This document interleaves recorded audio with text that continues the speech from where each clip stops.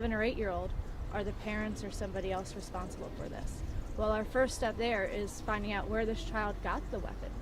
They may not have gotten the gun at home. They may have just found it somewhere walking down the street. So those are questions and things that we need to be cognizant of.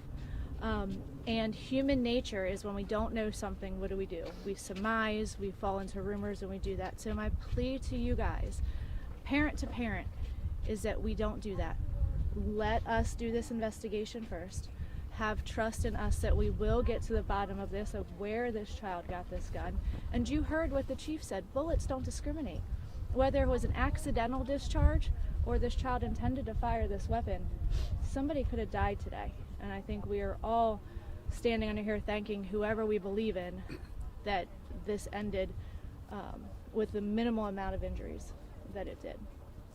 Part of our job as patrol is not just to investigate, but to follow up with some of these other children as well. There was several other children present during this shooting. That is traumatizing for them. We offer free counseling services, and that's not just to the children in the room, that's to anybody here in the county. You could live in South County, call our crisis intervention team, 410-768-5522. We will come to you. But that mental health aspect is so important. And one other thing that I really, really want to touch on with you guys is the County Executive's Office has a gun violence intervention team, gun violence intervention task force. And the reason I'm mentioning them is because they give out free gun locks. If you need a gun lock for your home, we will give you one for free. You just have to go to the website or a public library. We also advertise different events where we're giving these gun locks out. It's so important that we keep these weapons locked away. Like the chief and Mr. Mulcahy said, this could have been a very, very different outcome. We're not going to have many answers for you right now this quickly.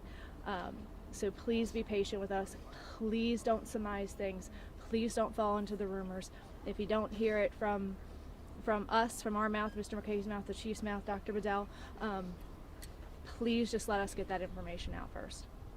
I also would be remiss if I didn't mention that my detective sergeant, first thing he said to me when I walked in today was how wonderful this school has been. We all know that teachers are heroes. We all know that teachers protect and love our children. This teacher today showed what a hero looks like. And I know that they are going through it, and it was a traumatic event for them, but they should be so proud. And we as parents, anybody with kids in the Anne Arundel County Public Schools, I have kids in this public school system, should be proud to know that these are the type of educators that we have. And that when we walk in, this school had everything buttoned up to the best of their ability and has been working with our investigators. And I know in some places it's not like that. So Dr. Bedell, thank you for your training, and thank you for the heroes that you employ. And thank whoever you believe in that this was not a bigger tragedy. Thank you, Captain. I'm going to turn it over now to Superintendent of Anne Arundel County Public Schools, Dr. Mark Bedell. Yeah, thank you all for just being here today. I hate that this is the second press conference that I've had to do with Chief under some circumstances that they're not positive circumstances.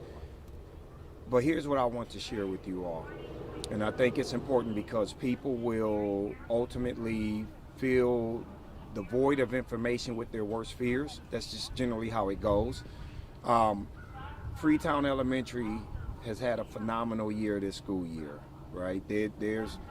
And that, quite frankly, has been the case in Anne Arundel County for the entirety of the year in terms of school safety and us being able to feel that our kids are able to come to school and learn at a high level. We had this incident today. A 7-year-old somehow gets a weapon, and the weapon is discharged. And as you've heard from the previous speakers here that work with our police department, we are very fortunate that we're not having a different conversation right now, because this could have turned out to be far worse than what ultimately resulted in the incident. I will say to you all that this staff has done a phenomenal job. This building was immediately placed on hold as we have trained our schools to go into those different stages of protective methods. The teacher did a wonderful job of retrieving the weapon, making sure that the student was received to the nurse's office so that they can do what they needed to do. The building administrators have worked and really created a comforting environment right now, not only for the students, but also for the parents and for the staff members. I watched a number of parents come here, and I'm a parent in this school district too, and I can assure you that my reaction would have been exactly what these parents were reacting, filled with a boatload of fear. But these parents came and they worked with us. They operated with grace and patience. We were able to get kids. We are going to, actually you hear school buses in the background. So we're gonna do an early release today because we think that there's a lot of trauma, not only within the students who were in this building, but also the faculty and staff. We'll have a meeting with the faculty and staff. There will be crisis counselors. We'll have a lot of supports that will be in this building both today and tomorrow.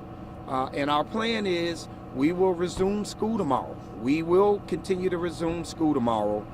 And we will make sure that parents have all of the resources that they need in order to be able to work with their children so we can get them back into this learning environment, which really has gone well this school year.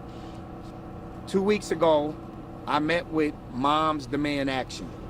And in that meeting, we already have a partnership with them as a school district, but we talked about how can we strengthen more opportunities, our partnership to provide more opportunities to make sure that families understand how to really make sure that if they have weapons in their home, let's make sure that we have them put in places in a safe place where it's not easily accessible. It shouldn't be accessible to children at all. And so we are going to continue to strengthen that. We're going to continue to have a lot more traffic on our website as we agreed with them 2 weeks ago to make sure that parents understand that we take this seriously. We want our kids to be able to come to school, and we want them to be able to learn in a safe environment. And this is just something that's becoming more and more common in this country, and it's unacceptable. And we have an opportunity as a community to come together and to do everything that we can to prevent these types of scenarios happening in our schools. So that's pretty much where we are at this point, and we will depend on the police department to continue to do their investigation, and we'll do our part to continue to work on doing everything that we can to make sure that we're educating our students. Thank you, Dr. Bedell. And just to reiterate what the captain said, again, this is active investigation. We get it. There's going to be a lot of questions that are unanswered right now. So rumor control is a big deal, not speculating. Just give us some time, and hopefully we'll have more answers in the coming days and weeks to get you guys. I will open it up to a few questions, but keep in mind there are some logistical things as they're going to be releasing buses shortly. So go ahead. Kate, I'm sure you have a question. Yeah, I just wanted to just consolidate the bits of information I heard from all of you. I think you said it was a 7-year-old. Somebody said he, I know it had been confirmed to happen at 8:30. What class period was it? What grade was it? And how many kids were in the room? Was it like morning announcements or it's something that matters to parents? I don't have all the specifics, but it was a 7-year-old male student, yes, second grade student. There were other students in the classroom at the time. Do we know how many? I don't have a specific number on that. I know he was injured, and he was minorly injured. Was he taken to the hospital or anything? And can you tell me what the injury was? I know that it was from discharging. Yeah, I said that earlier. You may have missed it when I said. Yeah, that's okay. That's okay. So it was a non-life-threatening injury from the firearm discharge, and that student was transported to an area hospital for treatment. Yep. And so I thought I heard first the teacher helped the student out and got the student to the nurse's office. Is that? My understanding is the teacher immediately got possession of that firearm and rendered aid and provided assistance from there. And as everyone said, really was a hero. It's no surprise what the teachers and administrators at Anne Arundel County Public Schools have. And just because I understand school starts at 8:30, so was it homeroom? Can someone tell us? Was it like math class? Or? This is an elementary school, so they go and they report to the teacher of record, and they're in their general education class, right? I don't think this was a situation where they were in their specials like PE or math. They were in their regular class with their teacher of record. It's my understanding that there were a total of 15 students in the classroom. That was the number that was given to me. And was it? One of the reasons I'm asking is, I understand it was the beginning of the school day. Was he unpacking his bag? Was it like in his backpack, or was that kind of thing? We don't know. Again, we mentioned that this is a very fluid, active investigation, and that remains part of the investigation. So until we have an opportunity to conduct a thorough investigation, we don't have those specifics. We heard from several parents that they found out via Facebook. Did the school or system or county send out any kind of official notification? Because several people were angry that they found out via Facebook first. Yeah, we did, but I will let Chief share with you how this information gets out way ahead of our school district and the police department. What is that? What is it called? So there are networks out here that provide information to the community before we even have an opportunity to, place our boots on the ground and have our officers respond into the building to determine what, if anything, has occurred. So, if you don't hear from the police department directly, and I'm saying this to parents or anyone who's paying attention to social media, if you don't hear directly from the police department when there's a critical incident in our community,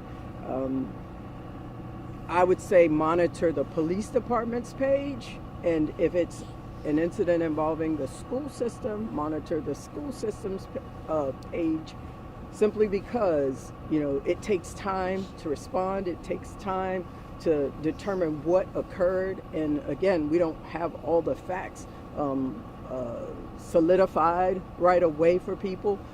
Investigations take time, so rather than have people upset in the community, we respond and place that information on our social media platforms once we've had an opportunity to sit down, talk amongst each other, determine what occurred, so that we're getting good information out to the public. What was that? Oh. Sorry, if I can expand on that just for a second, boss. I know exactly what you are referring to, and the way some of these blog sites get our information is by listening to scanners. So the police department's radios are encrypted, but fire departments are not. And so they will get the call for service, which obviously comes in as, I don't know what this came in as, but I'm assuming, a gunshot victim at an elementary school. As you guys know, you guys will then call the PIO and say, hey, we just heard this, can you confirm? These blog sites don't have to do that. They don't do that, so they just put it out there. That doesn't give us a chance to dig into it, like the chief said. Now, that does not mean that we are going to wait till we get here and start our investigation to notify people. That is absolutely not the case. Our PIOs and our on-call PIOs are very quick, and I know you've all seen it. Police activity, Freetown Drive, yada, yada, yada, yada, and then it'll say more to come, or media staging here and there. So our media relations does a fantastic job getting information out. If we need people to shelter in place, if we need them to evacuate because of something, that information will come out very quickly as soon as we realize that we need it. As soon as we realize that we need it, as district commander, after notifying my boss, Mr. Mulcahy, it would be my next call saying, hey, I need you to put something out. It doesn't mean that these blog sites don't have a purpose and don't have a good thing to them of getting this information out quickly, but they'll get it out again before parents. Like I said, I'm a parent here too, and I would be livid if I found out from something other than the school, but this is to no fault of the school or the police department on that. When you hear something on the scanner and you want to be the first to get it out, that's how parents are notifying before. Do we know what the response time was? The call came in 8:30. How quickly were police able to get on scene? It was approximately 6 minutes, so that was an excellent response time given the circumstances. And then do we know from the school system what time the first communication came out to parents was from the school? I'm sorry, Dr. Bedell, that's a question. What was the question? I had bad timing. Do we know what? I'll get it for you. Yeah, what time the first call from the school went out to parents? Okay, yeah, we'll get that information. How long were students on this hold, and what does that look like? How what? Were the students, you said they were on a hold, like a lockdown? Yeah, so basically, you stay in place, right? You're in your classroom. There's no movement until we feel that the school environment is safe for us to release that hold.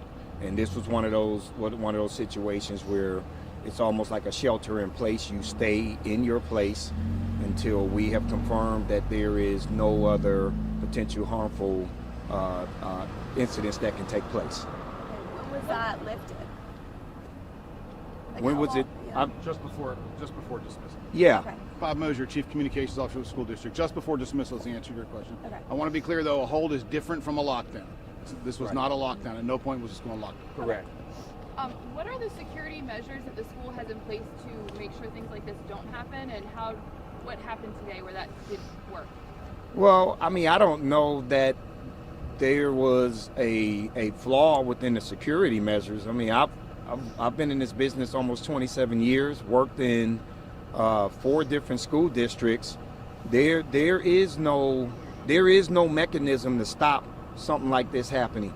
No, and if people will say, well, what about metal detectors? We've already had that conversation in this county. There's no appetite for it. In all the districts I've worked in, I've never seen an elementary school have metal detectors. I think the school administration did exactly what they did when it discharged. They took immediate action. They followed all of our protocols that we have trained them on, really to the T.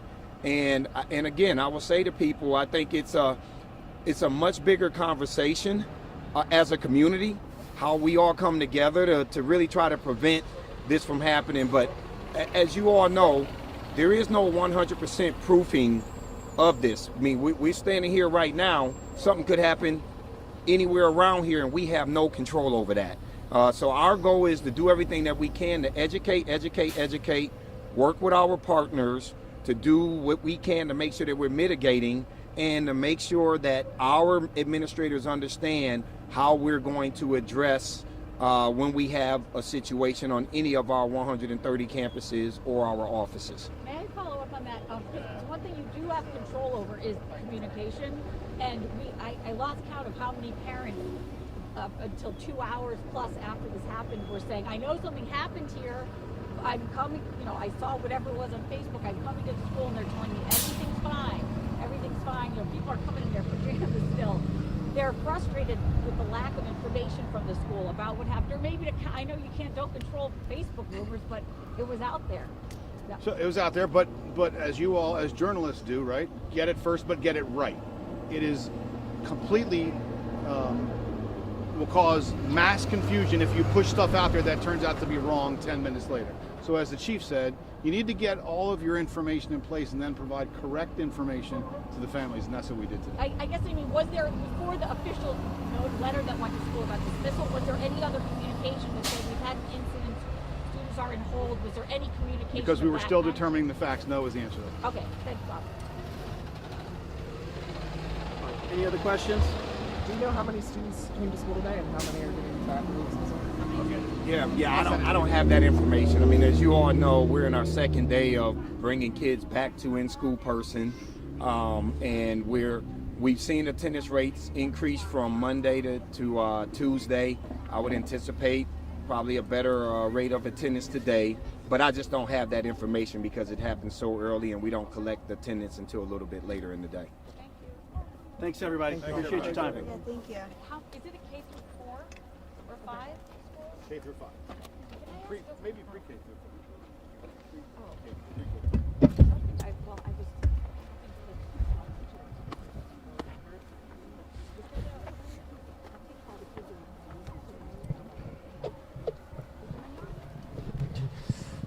5. Getting tired of this mic clamp, man. They don't last forever, I'll say that. How you been, T? Busy, but Yeah.